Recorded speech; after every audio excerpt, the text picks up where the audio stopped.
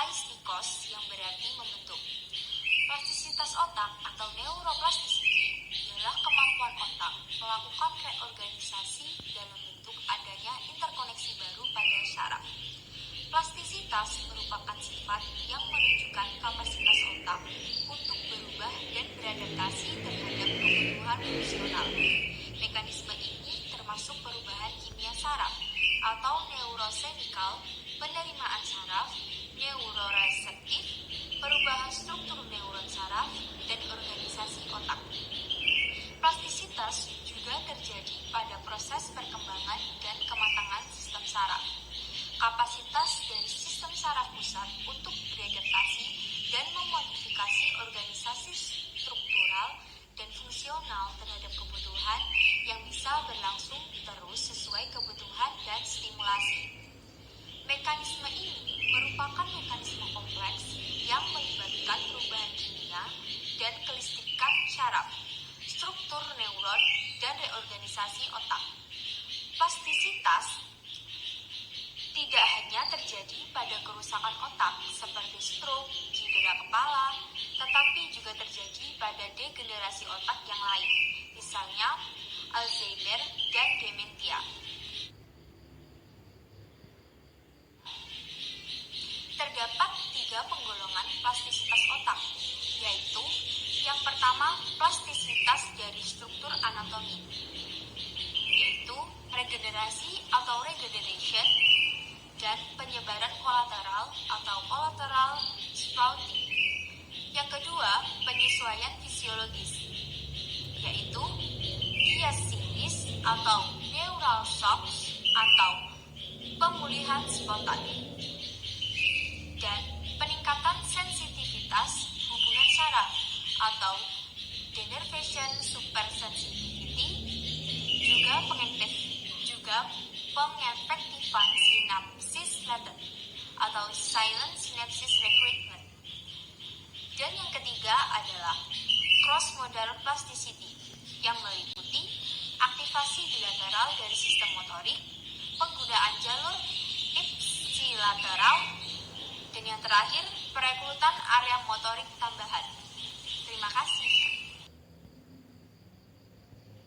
Fase-fase perkembangan neural. Ada sebuah zigot, sebuah sel yang terbentuk oleh amalgamasi atau penggabungan sebuah ovum dan sebuah sperma. Zigot membelah menjadi 2 sel, keduanya terbelah menjadi 4, keempatnya terbelah menjadi 8, dan seterusnya, sampai organisme atau makhluk hidup yang matang terbentuk.